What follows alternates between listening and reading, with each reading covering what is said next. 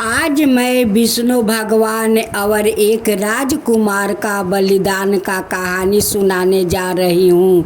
इस कहानी का आप लोग ज़रूर सुनिएगा।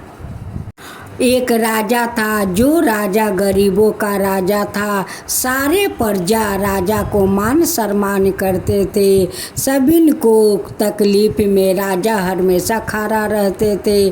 किसी को तकलीफ राजा को देखा नहीं जाता था। राजा सभी को मदद करते थे कि ले जाओ, परिवार को तकलीफ मत दो, जो लगेगा वो मैं देंगे, तुम अपना परिवार को सुखे रखो। राजा तो विष्णु भगवान के भक्त थे। वो बहुत श्रद्धा भक्ति से विष्णु भगवान का पूजा करते थे। लेकिन राजा का कोई संतान नहीं था, उसलिए राजा थोड़ा दुखित रहते थे। लेकिन अपना प्रजा के सामने राजा दुखित नहीं रहते, क्योंकि अपना प्रजा को हंसते खेलते राजा देखना चाहते थे। राजा अपना दरबार में जितना साधु संत को बोला करे, बहुत श्रद्धा भक्ति से जगो करवाते थे, बहुत श्रद्धा से पूजा करवाते थे एक संतान के लिए। लेकिन राजा का तो कोई संतानें नहीं होते।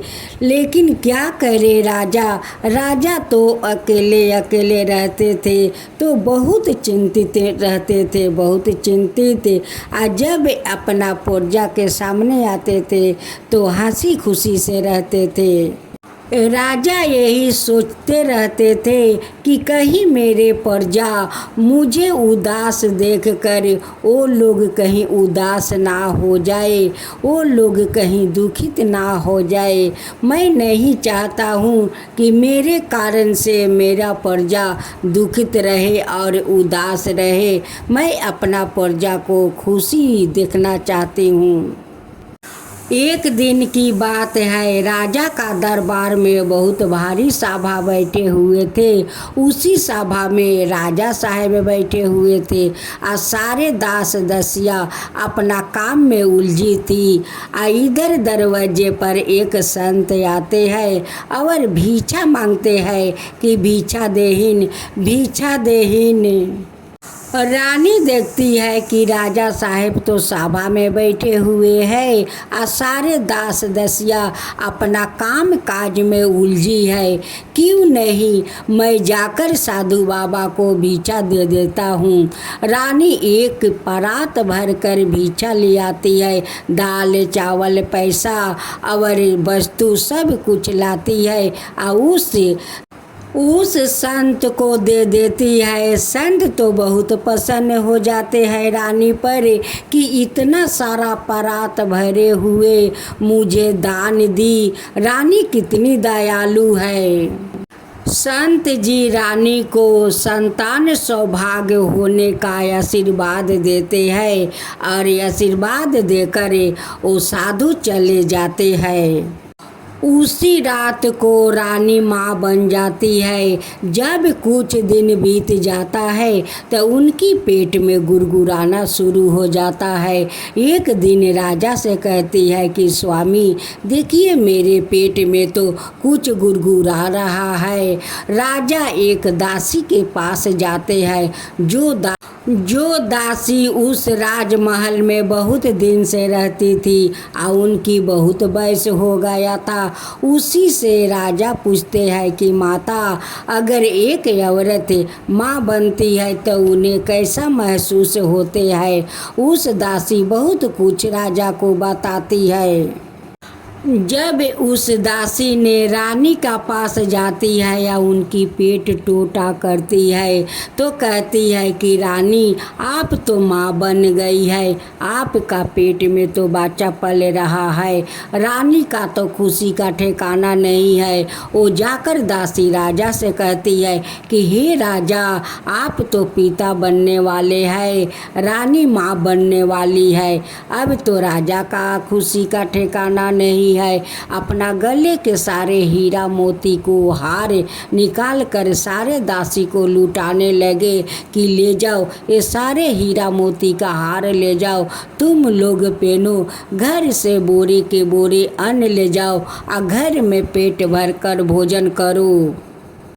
राजा का खुशी देखकर सारे दास दासियों बहुत असर्ज में पड़े हुए थे कि आज क्या बात है कि राजा साहिब इतना खुश है।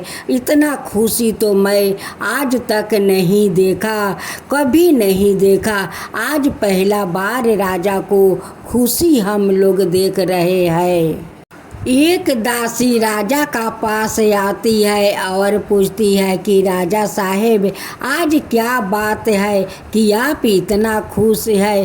कभी तो हम लोग आपको इतना खुशी नहीं देखा, जो खुशी आज हम लोग देख रहे हैं। हम लोग तो बहुत खुश हैं कि पहला बार राजा को हम लोग खुशी देखते हैं। राजा कहते हैं कि आज जो मैं पिता बनने जा रही हूँ उस लिए इतना खुश हूँ, आज तुम लोग भी खुश हो जाओ। ये सब बात सुनते हुए सारे प्रजा और सारे दास दासियों भगवान से विनती करने लगे कि हे भगवान, राजा का यही खुशी जे में हम लोग हमेशा देखे, आप इनकी खुशियाँ कभी मत छीनिए। हे भगवान, इनकी खुशियाँ आप मत छीनिए, इनकी हमेशा ऐसा ही खुशी बनाए रखिए भगवान। देखते देखते तो रानी का पूरा 9 महीना बीत गया। 9 महीना का बाद रानी खूब सुंदर एक पुत्र को जन्म देती है।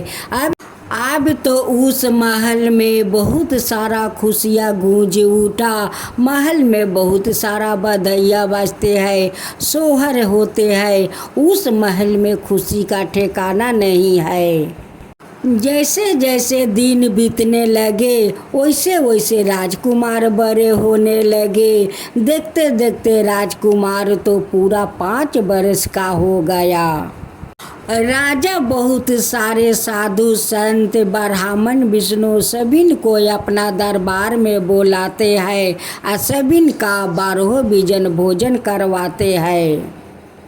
राजा सारे साधु संत को कंबल और कमंडल और पैसा दान देते हैं और सारे गरीबों को वस्तु दान देते हैं। जिस रास्ते से साधु संत ढेकारते जा रहे थे उसी रास्ते का पर्वत का चोटी का ऊपर विष्णु भगवान और माता लक्ष्मी बैठे हुए थे। वो लोग ढेकारते ढेकारते जा रहे थे। विष्णु भगवान कहते हैं कि देखो लक्ष्मी, ये विष्णु भगवान कहते हैं कि देखो प्रिय लक्ष्मी, मुझसे बड़ा महाराजा इस धरती पर कहाँ से आ गया है। इतना सारे साधु संत को इतना भोजन करवाए कि वो लोग ढेकारते जा रहे हैं। माँ लक्ष्मी कहती है कि प्रभु, कोई राजा होगा कि इतना सारे साधु संत को भोजन करवाए होगे। ये तो अच्छा के बात है कि कोई साधु संत का भोजन करवाते हैं, तो ये तो बहुत अच्छा का बात है। विष्णु भगवान एक ब्राह्मण का रूप धारण करते हुए राजा का दरबार आते हैं और कहते हैं सभी लोग से कि यहाँ पर क्या है कि इतना सारे लोग ढेकार मारते मारते जा रहे हैं। सभी लोग कहते हैं कि हे ब्राह्मण देवता, यहाँ पर तो राजा का दरबार में बहुत बड़ा भोज था, सारे साधु संत भोजन करके गए हैं, उस लिए वो लोग ढेकार रहे हैं। देखिए राजा कितना सारे धन, कितना सारे अन्न सभी को दान किया है, ये तो गरीबों का राजा है। ब्राह्मण देव कहते हैं कि आप लोग का राजा जो ब्राह्मण दान मांगते हैं वही देते हैं। वो कहते हैं कि हाँ ब्राह्मण देवता, हम लोग का राजा तो गरीबों का राजा है। जो ब्राह्मण देव दान मांगते हैं वही हम लोग का राजा दान देते हैं। ब्राह्मण देव राजा का दरबार में जाते हैं और भिक्षा मांगते हैं कि भिक्षा देहीन। एक दास दरबार के अंदर जाते हैं और राजा से कहते हैं कि राजा साहेब, एक ब्राह्मण देव आए हैं, आपको बुलाते हैं। राजा कहते हैं कि जाओ, थाला में सारे धन दौलत और वस्तु ले लो, जाकर ब्राह्मण देव को दान दे दो और उन्हें अच्छे से भोजन करवा दो। वो दास लेकर सारे सामान उस थाले में सजा कर ले जाते हैं ब्राह्मण देव को देने के लिए। लेकिन ब्राह्मण देव कहते हैं कि मुझे भिक्षा नहीं चाहिए, मुझे। उस दास ने कहते हैं कि ब्राह्मण देव, आपको भिक्षा नहीं चाहिए तो क्या चाहिए?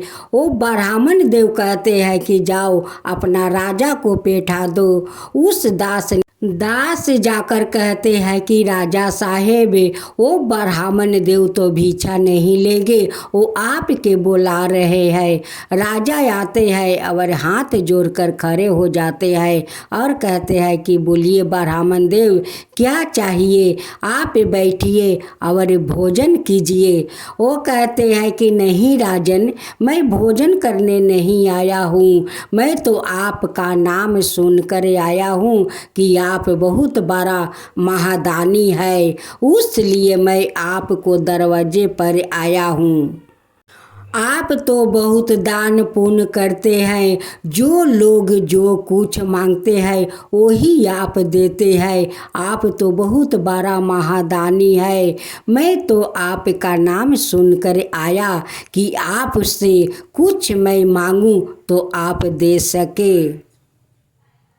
राजा कहते हैं कि हे ब्राह्मण देवता, आप सही सुने हैं ब्राह्मण देवता, जो मेरे दरवाजे से तो आज तक कोई खाली हाथ नहीं लौटा है, जो मांगते हैं वही मैं देता हूँ ब्राह्मण देवता। ब्राह्मण देवता कहते हैं कि हे राजन, जो आपसे मैं मांगूंगा वो मुझे मिलेगा। राजा कहते हैं कि क्यों नहीं ब्राह्मण देवता, आप मांग के तो देखिए कि आपको मैं देती हूँ या है नहीं। आप मांग को तो देखिए, आप क्या मांगने चाहते हैं ब्राह्मण देवता? हे राजन, जो मैं आपसे मांगने जा रहा हूँ वो देकर आप तो आँख से आंसू तो नहीं बहाएंगे। वो कहते हैं कि नहीं ब्राह्मण देवता, मैं दान देकर क्यों आँख से आंसू बहाएंगे। ब्राह्मण देव कहते हैं कि हे राजन, कहीं जबान देकर आप मुकर तो नहीं जाएंगे। राजा कहते हैं कि हे ब्राह्मण देव, मैं एक राजा हूँ और राजा जो जबान देता है वो जबान से कभी नहीं मुकरता है। ब्राह्मण देव कभी नहीं मुकरता है, वो राजा तो जबान का पक्का है ब्राह्मण देव। हे राजन, जो मैं आपसे दान मांगने जा रहा हूँ, नहीं आपको आँख से एक बूंद आंसू टपकना चाहिए और नहीं रानी को आँख से एक बूंद आंसू बहना चाहिए। अगर आंसू बह जाएगा तो वो दान मुझे स्वीकार नहीं होगा। राजा कहते हैं कि ठीक है ब्राह्मण देव, आप क्या मांगना चाहते हैं, आप मांगिए। ब्राह्मण देव कहते हैं कि हे राजन, आपका जो राजकुमार है उनकी मुझे बलि चाहिए। ऐसा बात सुनकर तो राजा का छाती दहल जाता है। अब तो ब्राह्मण देव कहते हैं कि राजन, आप जबान दिया है, जबान से आप नहीं मुकर सकते हैं, आपको जबान को पक्का रखना है। वो भी बलि अपना हाथ से आपको देना होगा। वो राजा कहते हैं कि हे ब्राह्मण देवता, मैं अपना पुत्र को मैं कैसे बलि दे सकता हूँ। ब्राह्मण देव कहते हैं कि नहीं राजन नहीं, वो तो आपका पुत्र को आपका ही बलि देना होगा, तभी मुझे स्वीकार होगा। राजा अपना छाती को पत्थर बनाकर अपना पुत्र को बलि देते हैं और राजा कहते हैं कि हे ब्राह्मण देव, आप जो मांगे वो तो मैं आपको दे दिया, लेकिन हे ब्राह्मण देव, आप मेरा पुत्र को बलि मांगे और मैं अपना हाथ से पुत्र को बलि दे दिया, अब तो आप भोजन कर लीजिए। ब्राह्मण देव कहते हैं कि जब रानी अपना हाथों से 12 व्यंजन बनाएगी तभी जाकर मैं भोजन करूँगा, नहीं तो मैं नहीं करूँगा। राजा जाकर रानी से कहते हैं कि रानी, ब्राह्मण देव आपका हाथ का बनाया हुआ भोजन करेंगे, नहीं तो नहीं करेंगे।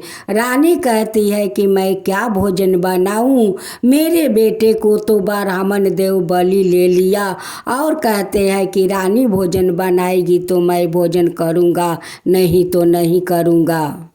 राजा कहते हैं कि रानी उठो उठो, वो भोजन बना दो, देखो आज तक हमारे दरवाजे से कोई आज तक भूखे नहीं लौटा है, तो ब्राह्मण देव को हम लोग कैसे भूखे लौटने देते।